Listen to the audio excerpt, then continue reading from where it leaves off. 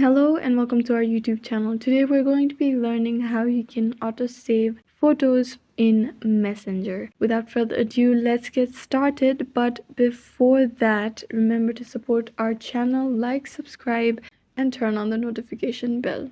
Let's get started. First of all, you're going to want to open your Messenger app.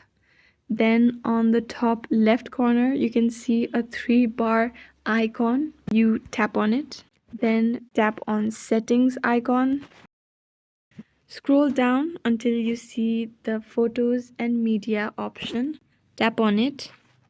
Then on the first option, you can see save on capture.